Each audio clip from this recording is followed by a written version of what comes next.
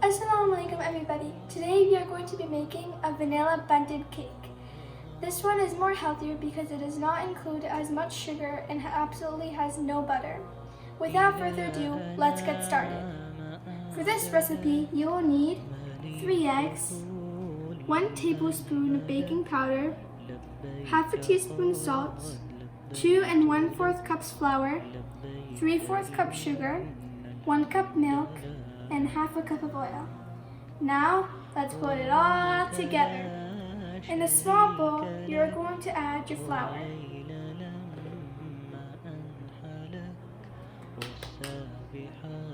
your salt, and baking powder. Now, use a small spatula and gently mix these ingredients until well combined. Once you have done that, set it aside. Now we're going to add our 3 eggs.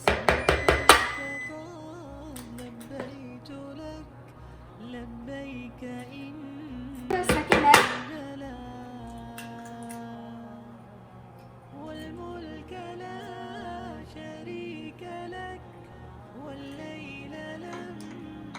And our third one.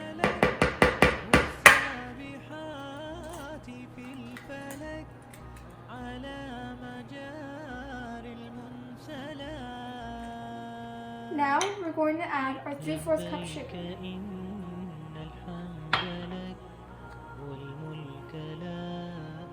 And lastly, we're going to add a bit of maple syrup, just to give it a nice flavor. Now use a beater and mix it.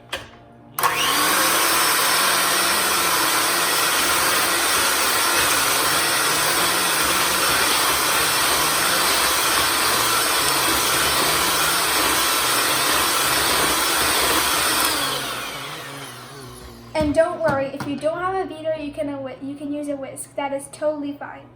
Now, while we're still mixing it, we're going to add a bit of oil bit by bit as we keep on mixing this.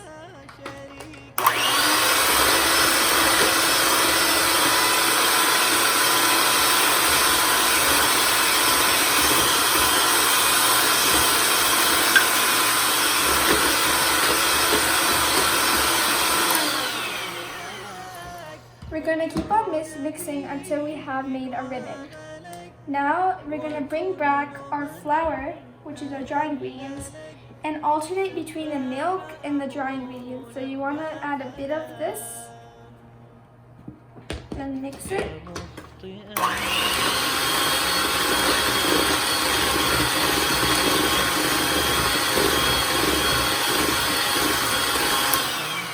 And then add a bit of your milk. And mix again. We're going to keep on doing this process until our batter is fully combined. Now we are going to continue alternating it.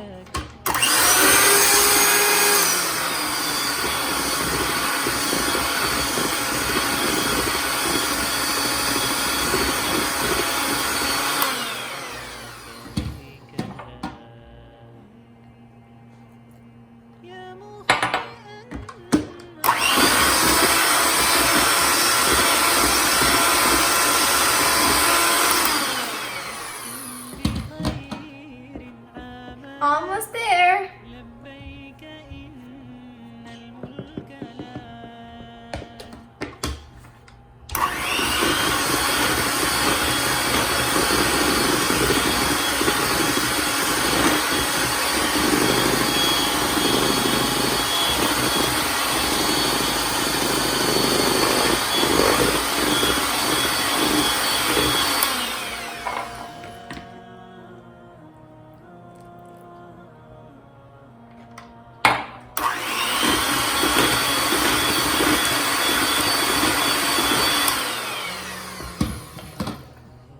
We have put our last of the dry ingredients and we're going to mix it again so we're finally done.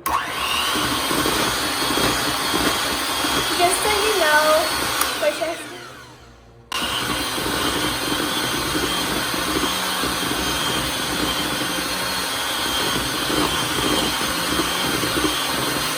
Once we are done, your batter should be smooth like this. Also, if you don't use a beater, it might take you a bit more time than using a beater, but that is fine. Preheat your oven to 350 degrees Fahrenheit or 180 degrees Celsius. You're going to be using a Bundt pan. Either grease it with butter or oil. I have greased this one with oil. Carefully pour your batter into the pan.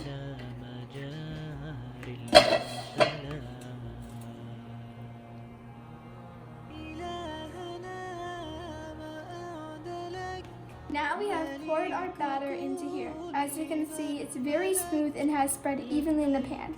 Now let's put it in the oven. Now we're going to be putting our cake into the oven. Bake them for approximately 45 to 50 minutes or until a toothpick inserted comes out clean. We're going to let it bake for 45 to 50 minutes until it is completely baked and very brownish on the top. It has been 45 minutes since our cake has been baking, and let's check if it's done. As you can see, it's nice and golden brown on the top, so that means that it has been done. We're going to take it out and place it on a mat to cool for 15 minutes. We're going to use a toothpick to make sure that it's well done. When you insert it, it should come out clean. As you can see, it is clean, so now it is fully done. We're going to let this rest for 15 minutes and then flip it out on a tray and let it cool down an additional 10 minutes. Today we're going to be making glaze. So we're going to have about 2 cups of powdered sugar and a bit more to fix the consistency, 1 tablespoon oil, a splash of maple syrup, and half a cup of hot water. Now we're going to pour our 2 cups of sugar into a sifter, and we're going to sift this powdered sugar too.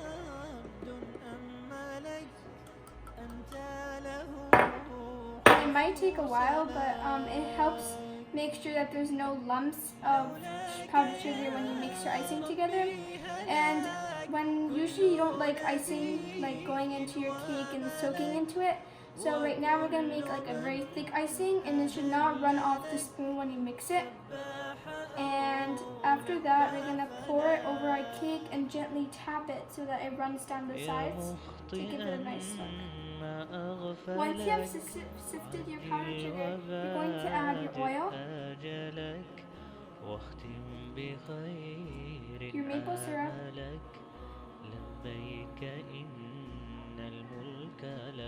and a bit of hot water. Now you're going to keep on mixing it and add more water until it reaches the desired consistency.